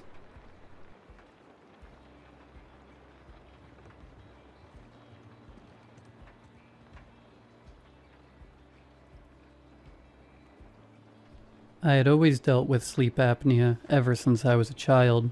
My father had the same condition, so my parents didn't care that we were both choking in our sleep. When I started sleeping in the same bed with my wife, she did not find the way I sleep charming and had me go to the doctor. That's when I started going on the CPAP machine. I always had disconcerting dreams as a kid. It was always a gamble of either eerily peaceful landscapes to horrifying torture scenes. From being in a forested meadow, watching a girl galloping through it as a half-deer centaur, to watching a man get slowly chewed and nipped by thousands of rats in a room made of hardened, scarred flesh. I was never the one experiencing it. Rather, I was watching someone else experience it. I never wanted to share my dreams, since the last time I did, I got a talking to with my school counselor and parents. When I went on the CPAP machine, my dreams changed. I was no longer suddenly appearing in a place, rather I was floating in space. Surrounding me were thousands of stars, each the size of a baseball, stretching infinitely. When I first saw it, I was in awe. I urged myself forward and swam through the sea of stars, and then I accidentally hit one of them. The star grew until it fully encompassed me. I landed on the ground and ended up in a field of sunflowers, tall enough where the heads reached my shoulders. As I wandered around, I found a clearing with a woman laying down on a soft futon. She looked up from the shadow I casted and had a genuine look of confusion. "Who are you?" she yelled. This was the first time anyone had ever noticed my presence, so I was scared. I ran back and broke through the fields of sunflowers until I ended up back into the ocean of stars. Then the alarm woke me up. I started exploring the space every time I slept, exploring at least 2 stars a night. It was the same as the dreams I always dreamt, a 50% chance of it being either a nightmare or a dream. I once saw a man on a treadmill running while having to peel his bloodied feet from the track, as it was constantly melding into it. Stuff like that. I always thought that I was ending up in the dreams and nightmares of others, that they would soon wake up like me. One night I ended up in a dream of a small girl, around 6. It was a birthday party in the backyard with balloons and a big plastic table with a huge 5-tiered chocolate cake, and a spread of food all around it. Spaghetti, barbecue sticks, fried chicken, kids' party stuff. The one thing that creeped me out was that everybody else at the party had no face. The children and the adults all had hair and clothes, but their face was completely blank. And they were only standing and staring at the girl. The girl had light brown hair and a heavy splash of freckles. She was stuffing her face with cake and chicken. She had bright green eyes. When she saw me, she babbled with excitement and grabbed my hand to join her. I didn't want to stay, but she got a handful of cake, as big as she could, and stuffed it in my hand. I stayed and ate with her. They didn't taste like anything, so she enjoyed it more than me. Then I woke up. At work, I saw the picture of the girl on the screen. She had been dead for 6 months. Her body was found in the basement with 2 others. I stared at her green eyes in the blurry photograph, a picture taken on her birthday. with chocolate cake splattered across her freckled face. From then on, I tried talking to those I visited, those in peaceful places at least, and I confirmed my theory. They were dead. Some for longer than others. One old man in a mushroom cottage didn't have a last name, calling himself Robin's son. For a while I accepted this. I stopped trying to find their obituaries. There was nothing I could do. They were stuck in their little realms in either total bliss or total despair. All I could ever do was come in and chat with them. All the people in their calm realms were very friendly and kind. They shared coffee, teas, meals, all things that I couldn't taste but enjoyed nonetheless. I asked about when they were alive. They wouldn't remember. They knew their name, and that was about it. I guess I understood why. It's easier to be happier when you don't know what you're missing. On one of my travels, I ended up in a flat, foggy place. The floor was purely concrete and the sky was pitch black. Walking through it, I found a boy, sleeping on a bed. He had long hair, spread across the pillow, but I couldn't see his face. When I called him, he wouldn't wake up, so I left. At work, I saw what might be him. He was missing. A 16-year-old boy with long hair. I knew I had to help, at least try to find where he was last. I searched the stars. I never tried to visit a place twice, but I had to this time. It took 2 nights, searching through every star as quickly as possible, until I found him again, in the dark, foggy realms. I ran up to him and shook him awake. I shouted at him, "Do you remember where you were before you came here?"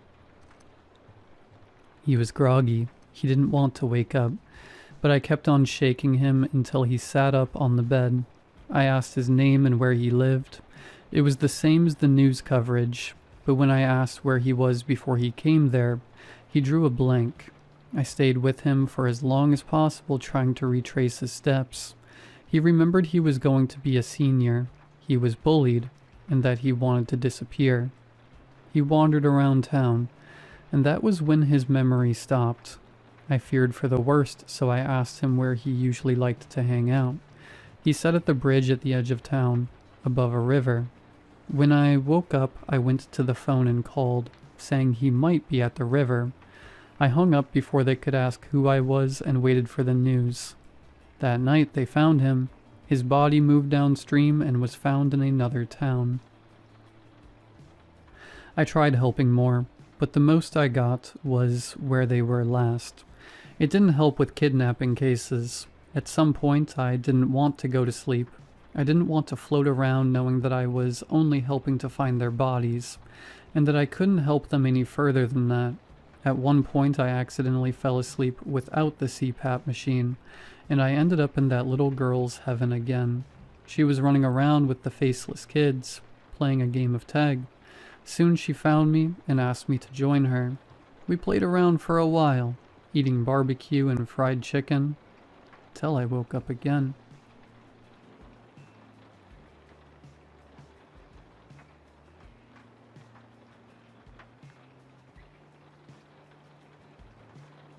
There's 2 things I can tell.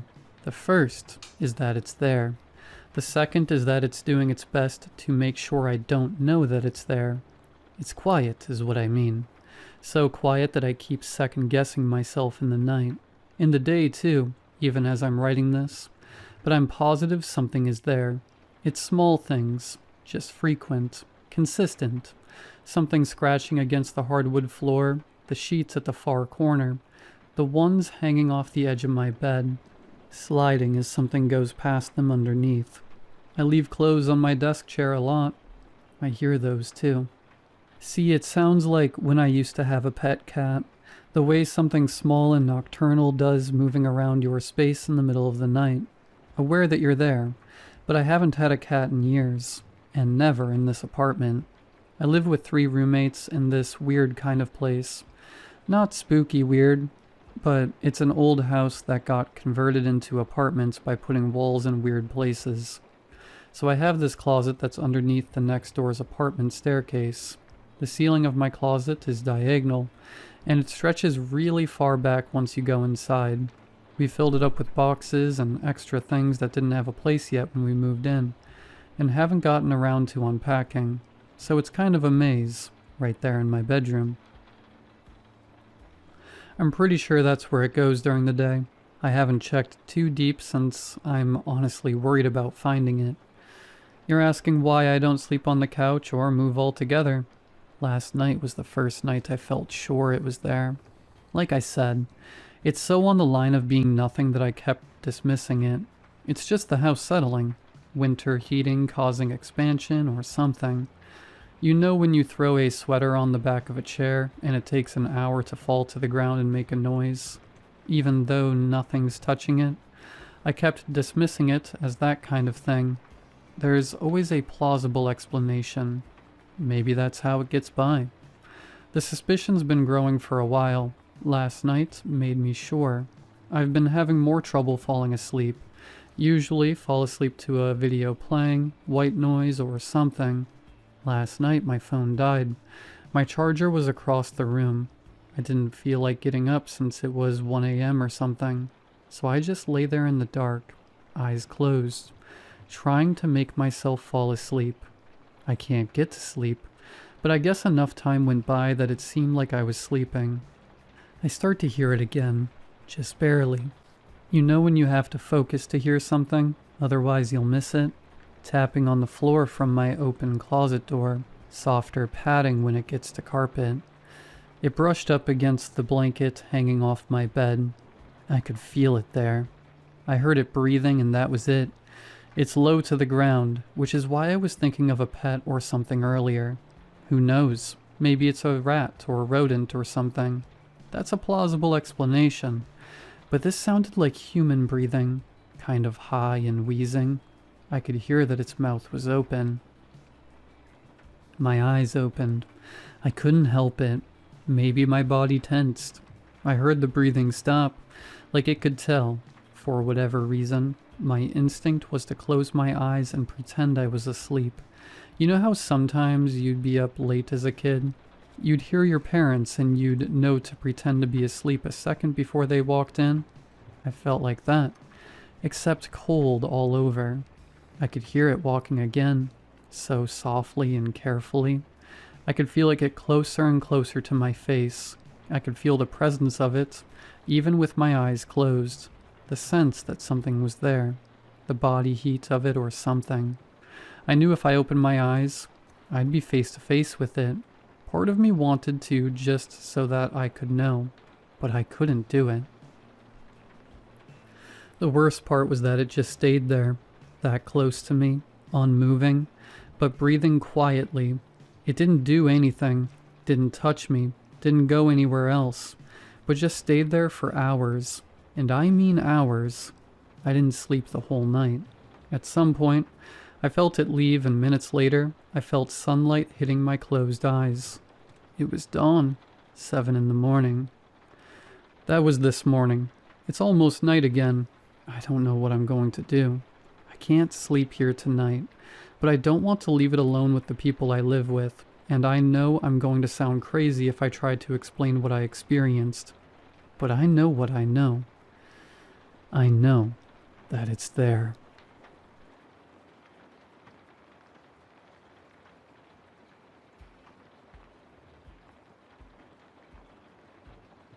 For various reasons, I can't give my name. I've had to alter certain details, such as names, in this to save my butt. But the public needs to know. I am being locked up tomorrow, and I need to get this out now. There are monsters in the world. Beasts, creatures, aberrations, horrors, and more. I work in a facility that contains them, located deep in the Pacific Ocean. Almost every folkloric and mythological creature has a kernel of truth to its story, and that's where we come in. For example, the Draugr of Norse mythology. They're more than shape-shifting, dream-infiltrating zombies. The real beasts are what we call a level 6 threat, one of the kinds you don't survive by accident.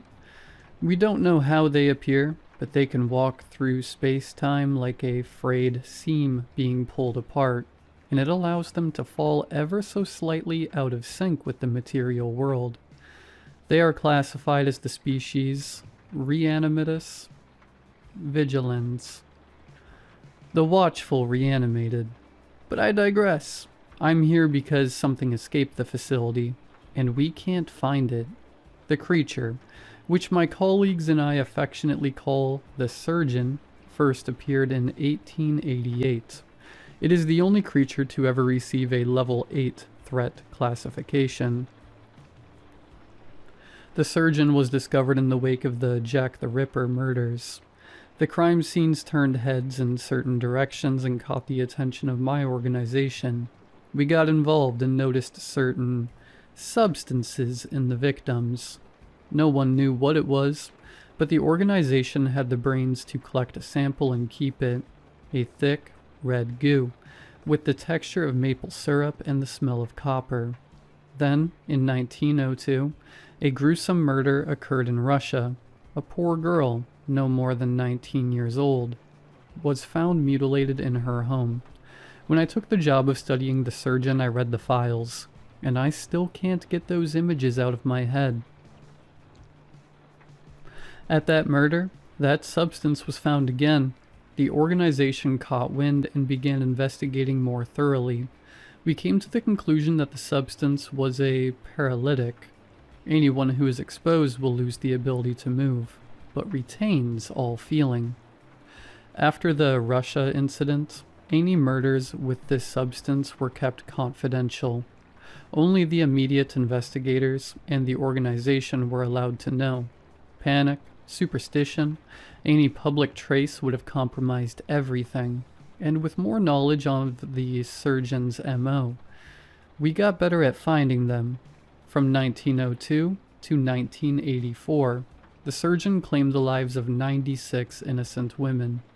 We finally caught him by using certain tools that could get me thrown into the depths of hell for naming. What we found shocked us all. A middle-aged man in a Victorian-era doctor's uniform, blood-covered gloves dangling at his sides, stood over a woman. Sadly, we didn't catch him in time and we lost her. Her chest was a gaping cavity, and although her heart was beating when we got there, she showed no other signs of life. The capture attempt was a catastrophe. I've reviewed the footage and transcripts enough times to know every second by heart. One agent approached to place the restraints. The surgeon spoke to him quietly. Not a command, not a threat, just a sentence. The agent halted, turned back toward the team, and after a moment of hesitation raised his rifle and pulled the trigger.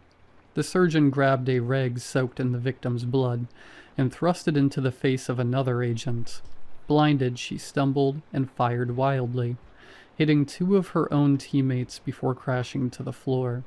Containment was achieved only after repeated anesthesia darts, restraint nets, and overwhelming force. Even then, it felt less like a victory and more like he had allowed it. The tapes of when the surgeon was brought in are difficult to watch. He was so polite, cooperative, almost eager to talk. I still remember them to this day, more clearly than I'd like. "So, do you have a name?" asked Dr. Otto, with a tremor in his voice that could match an earthquake, his hands shaking as he held the pen. "If I did, it is long forgotten to me, doctor." The surgeon replied with a remorseful smile. "Right, well, we've been following you since the late 19th century. No name? Can you explain how you're still around?" "Certainly, doctor." He leaned back in his chair as he looked around. "I learned at a very young age that life is precious. So precious, in fact, that it can be guarded, taken, and traded." "What do you mean by that?" "Well, I found that if I play the right tendons like a violin and drum the right organs, I can move life from someone to another." "So you're stealing their life?" "Oh, doctor, you make me sound so savage. I perform symphonies of life that only I can hear. He was looking directly in Dr. Otto's eyes as he said this. He leaned forward, eyes bright with something like joy. Right, well, tell me, why were they all women? Dr. Otto shifted slightly in his chair, averting the surgeon's gaze. They are life-givers, Doctor. Pure life. He cackled as the words danced out of his mouth. The tape continued in a similar vein, with the surgeon being open. Some of the staff had an issue with it, saying he was too open.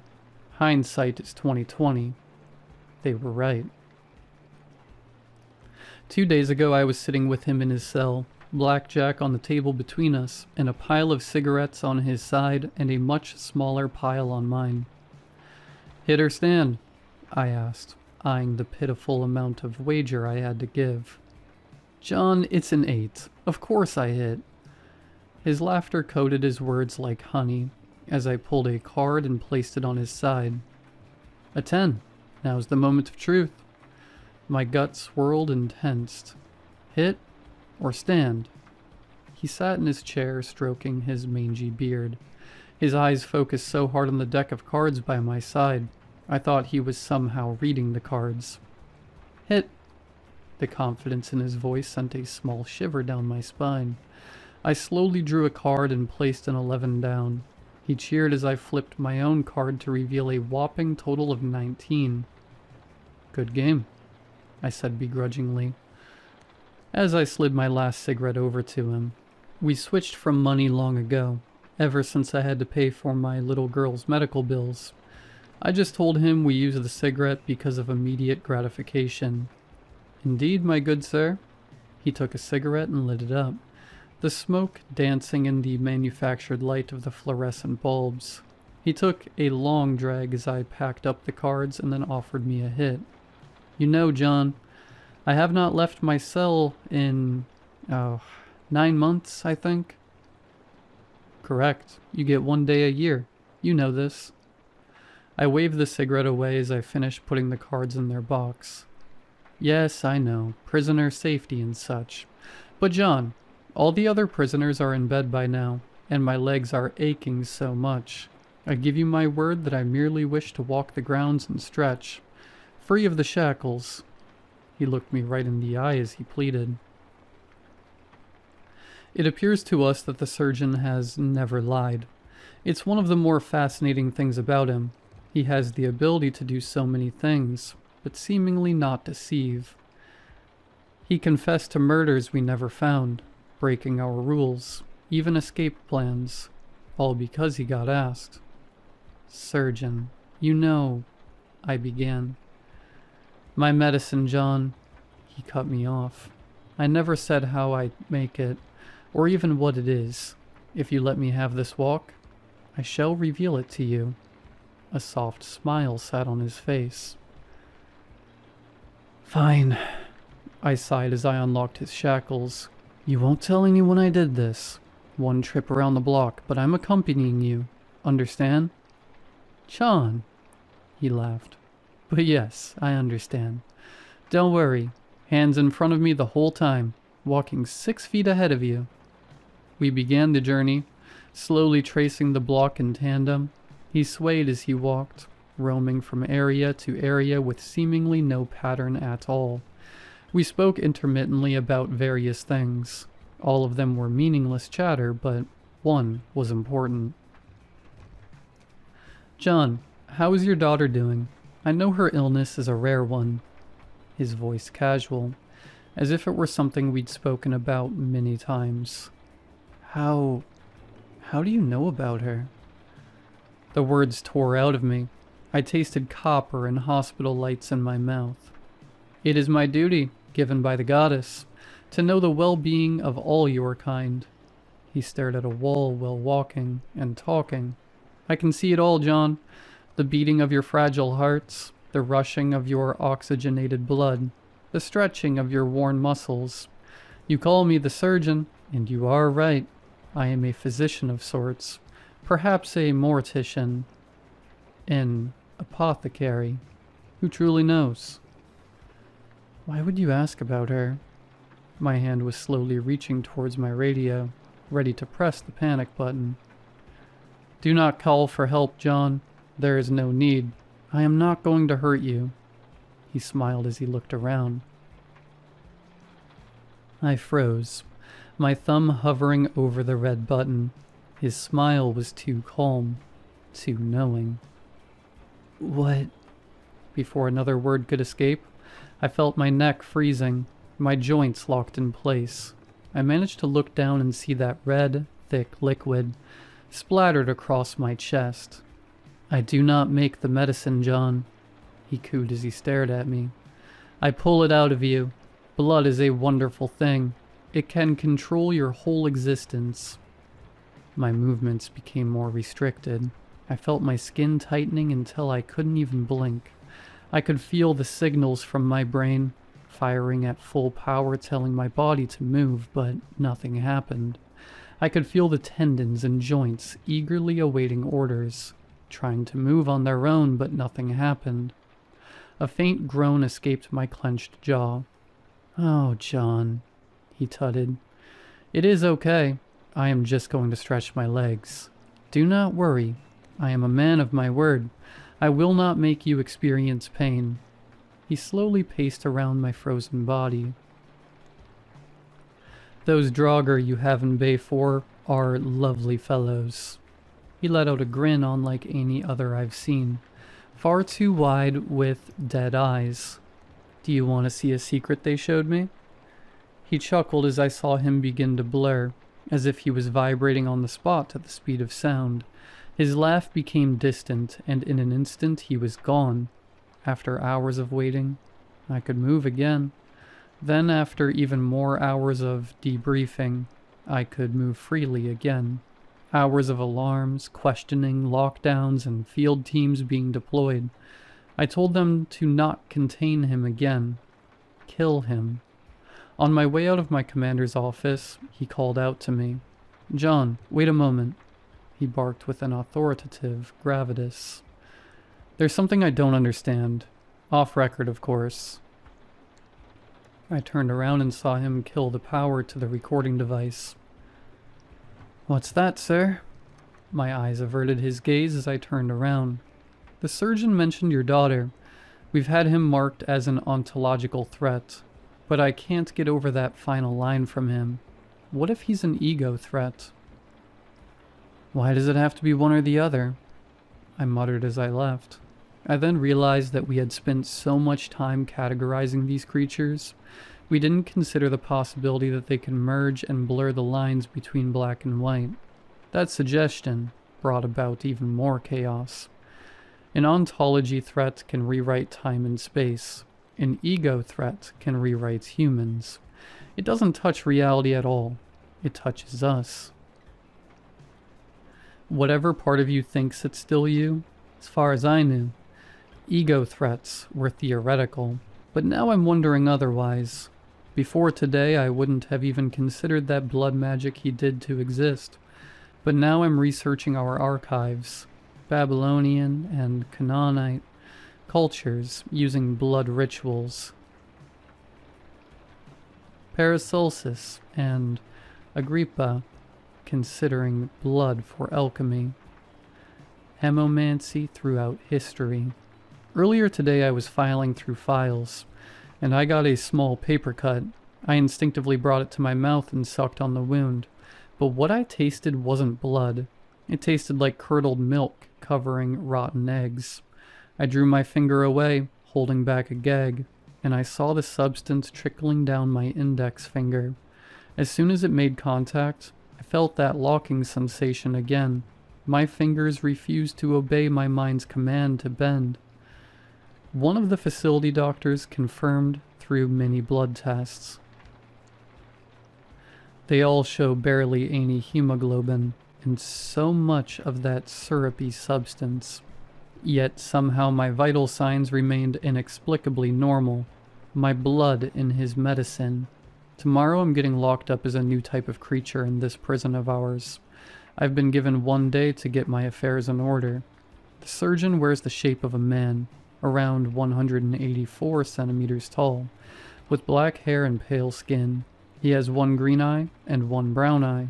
His voice is soft, almost kind and patient, with a faint British sound. If you see him out there, run. I've told you what I can. The rest, I've changed. For your safety. And mine.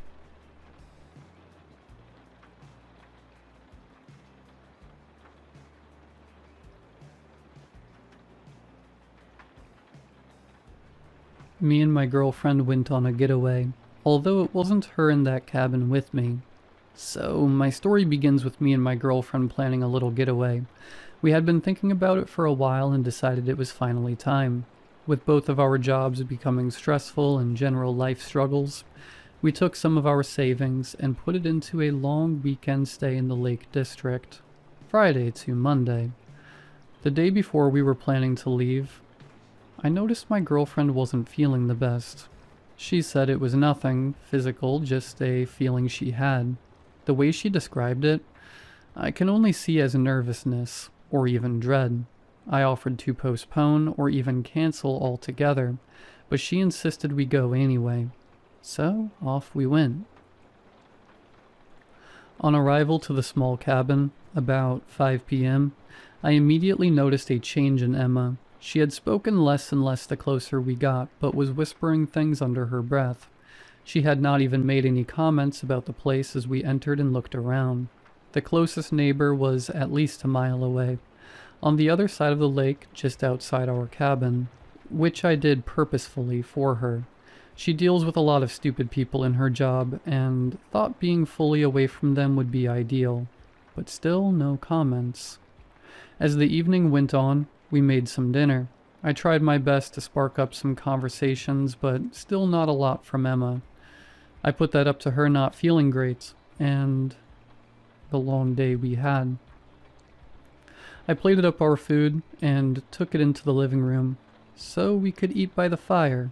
As I set the plates down, I noticed I didn't hear her behind me anymore. She was walking right behind me a second ago, carrying our drinks. I turned to the hallway leading to the kitchen, but was just met with darkness. Where could she have gone? "Babe?" I called out, hoping I'd get a little response of, "Just forgot my phone in the kitchen," or something that would have made her change direction suddenly without mentioning it. But nothing. Just eerie silence with the occasional crackling of the fire. It wasn't a big deal, so I just sat down and began browsing for something for us to watch while we ate. It must have been 5 minutes since I called for her, and still not a single sound in the whole house. I called her name again, but still nothing. I listened intently, for a door to close, a toilet to flush, anything, until I heard a slow and deliberate creaking of a floorboard, just behind the sofa where I was sat. There was no way she could have gotten to that spot. She would have had to come from the corridor on my right leading to the kitchen. She would have to walk right by me to get to the hallway to the bedroom, which was directly behind me. I switched the TV off out of impulse to try and hear better, and then I froze. In the TV reflection, I saw my girlfriend, her hair dripping wet, clothes torn and drenched, and she was smiling, less than a foot behind my back. I jumped up and turned around, but no one was there. Not my girlfriend, not a puddle on the floor like I expected, but more creaking. Like she was stood right there, but I just couldn't see her. I stared intently down the hallway to the bedroom, not taking my eyes off of it, hopeful I would hear another creak to locate who or whatever that was I just saw. "Hey babe, are you okay?" A voice came from my left. I screamed and jolted backwards, almost knocking the food off the table. "Whoa, what's up? You look like you've seen a ghost," my girlfriend said to me with a small laugh. "Where did you come from?" "I had to pee. Is that okay with you?" she said sarcastically. I tried to slow my breathing as I sat down next to my now concerned girlfriend. "What happened?" "I thought I saw someone in the reflection." "Are you sure? Maybe it was just the coat rack next to the door. How many wines have you had again? I was reluctant to just dismiss it like that, but I agreed. Maybe my brain was making me see things just because I felt a bit creeped out. I just wanted this weird moment to be over. We sat and watched TV, but I couldn't help but feel like I was being watched, and every so often I heard the faintest dripping sound. The sound of water hitting wooden floorboards right behind me. We were getting ready for bed that night, and to be honest, I was still a little freaked out. I wanted to talk about it, but I didn't really know how to say, "Hey babe, why was you being a creepy shit in the TV reflection and then teleported?" So I didn't mention it again. I've always very much believed in ghosts and the paranormal, but Emma, not so much. So I didn't want to be dismissed or even laughed at, because it did sound insane. The night was fairly uneventful, a couple of sounds in the dark house that could have been explained away, so nothing to worry about. Maybe I truly didn't see what I thought I did earlier that evening, and this cabin wasn't haunted. With that, I closed my eyes and slept. I dreamt vividly about the lake, me and my girlfriend having a picnic right next to it. The sun was shining, birds chirping, a seemingly beautiful scene. We both stood up and ran up to the water's edge. I looked down, amused at the ripples in the water making us both look strange. Then the water calmed, and I focused on my girlfriend's reflection. In it, she was smiling, unnervingly wide, and her head rotated to stare at me, though her body remained forward.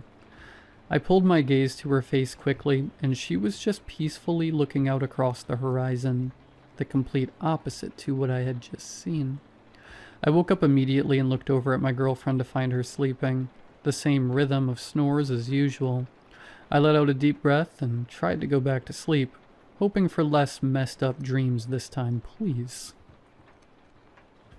The next day, it was as if nothing even happened. Me and Emma had a day of walking, laughing, and just enjoying our time. There was a couple of times I would find her just staring off, whispering under her breath, but when I spoke to her, or when she felt me watching her, she was her usual self. In the evening, however, I don't know where my girlfriend went and what was in her place. We cooked, ate dinner, watched some TV, showered, and got into bed. Nothing out of the ordinary. Until it came time to sleep. Emma was already rolled over on her side, and her breathing started to become her soft snores. But I couldn't help but feel uneasy. Just a gut feeling telling me I shouldn't sleep, that it wasn't safe. I don't know what made me do this, but I decided to go to the living room for an hour or so and read. In the dark, by myself. I don't claim to be the smartest, but even I know this was a bit weird of me to do. But before I even know it, I was downstairs, drink in hand and starting to open my book. I sat in the big brown armchair, which was backed on the same wall as the TV in the living room, which meant it was facing the bedroom corridor, with the hallway to the kitchen on my left. However, when I was reading, the book was covering most of my vision. I must have been reading for about 15 minutes when I first heard it, a sharp and quick "hey" in my left ear. Immediately I slammed my book down, scanning the area. The room wasn't exactly well lit, but it was illuminated by a small lamp next to me. The warm light didn't reach to the end of the hallways, but that didn't matter, because the voice must have been centimeters from my ear. I was a bit cautious, but ultimately, I ignored it. I was tired. I assumed it was a similar situation to when you have headphones on, and all of a sudden someone is calling your name. That must have been it. I was simply so engrossed in my book, I thought I heard something. I got back to reading, and the same again. Maybe 15 minutes later, another sharp and quick "hey" to my right ear this time. Again I react quick and look around. I think I see something just out of view going down the corridor. I whisper my girlfriend's name just in case it was her, but had no response. I listened for a second more and decided to just go to bed. As I was putting my book away and moving the blanket off me, I heard another slightly louder and angrier "hey." This time there was no mistaking if I had just been too into the book and imagined it. That was a real voice in my ear. I even felt the breath against my skin. It was cold and smelt rotted.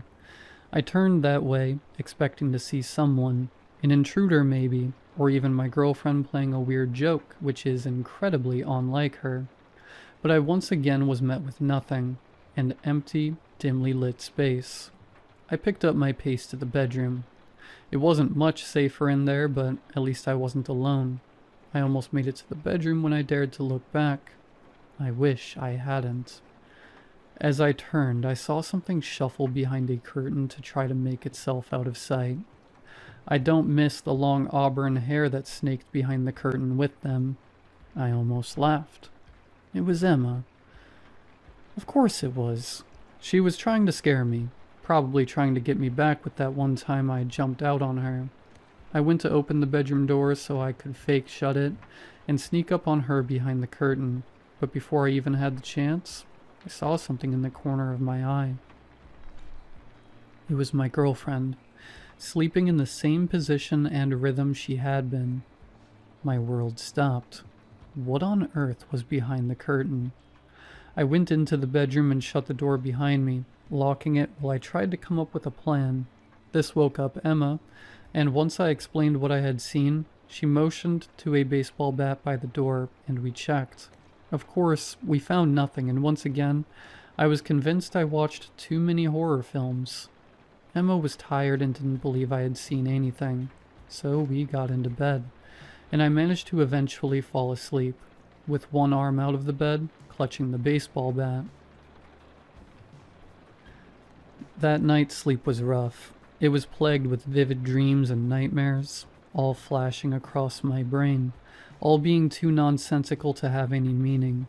Apart from one. We are in bed. In my dream, I had just woken up and Emma isn't beside me. I pull on my slippers and I go searching for her. I hear scratching along the wall and I follow the noise.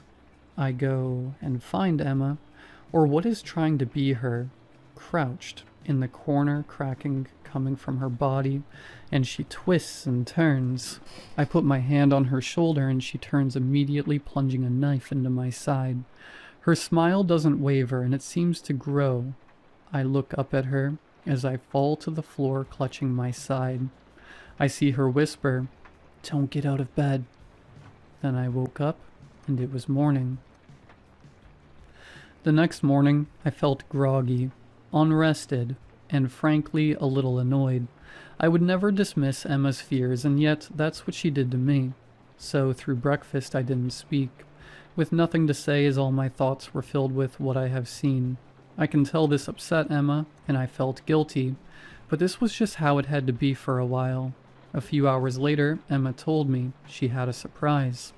I followed her out of the cabin to a picnic set just on the edge of the lake. It made me smile. There's my Emma, smiling sweetly with the sun on her cheeks. We sat down and ate. We chatted, and it seemed a weight was lifted off my shoulders.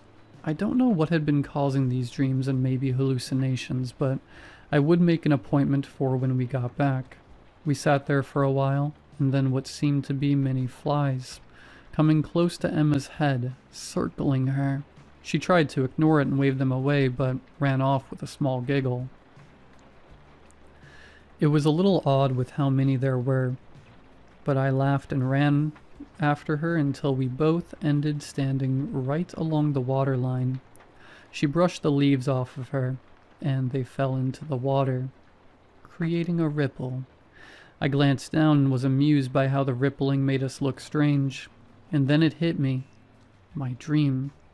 This is exactly how it went. My memory was hazy with what happened next. It felt like weird deja vu, but laced with dread. As the water calmed, I looked up at my girlfriend, admiring how beautiful she was while looking out and gazing at the scenery. I smiled to myself at how lucky I am and glanced down. The smile on my face was immediately ripped off when I saw the horror in the reflection. Emma had that twisted, gaping smile with her head cranked toward me. I let out a sound of terror and walked backward until that thing was no longer in view. I spun on my heel and sprinted back into the house, desperate to be away from Emma and whatever was pretending to be her, not knowing which was real. Of course, my girlfriend came after me and tried to calm me down. I could barely get my words out before I saw her eye roll. I was starting to have enough of it. I stated firmly I wanted to leave immediately, but was met with reasons why this is important to her and we need this break. I tried to speak my case, but was told it wasn't real, and maybe just a coincidence. I was starting to believe her when I looked down and noticed my girlfriend's nails were going black and looked dead, her hair dry and breaking off, the opposite of how she usually cares for it. She looked different but the same, like a twin but who had been in the dark her whole life. I knew we needed to get out of here and fast, but I couldn't convince her. I was worried whatever had taken up residence in my girlfriend would act out, hurt her, so I comprised on the next morning. Just had to get through one more night. I went to bed scared for my girlfriend and very scared of her. I know she was still in there, so I tried to be patient and get us out of here as soon as I could without triggering anything. Slowly, through exhaustion, I fell asleep. I woke up suddenly as if someone had thrown water over me, to find Emma not next to me. Maybe she was thirsty or went to get something to eat. She hasn't eaten much since we've been here. I stood up to go and find her to make sure she was okay. As I bent down to put on my slippers, I thought about earlier that day, how uncanny it had been. There was no way it was just a coincidence. I had the exact dream and then it came true. I'm not sure what that meant, but it freaked me out. A thought flashed through my mind of a dream I had the night before. I froze. It came flooding back to me. Me waking up and finding Emma gone, searching for her, the scratching, her crouching, and then the knife.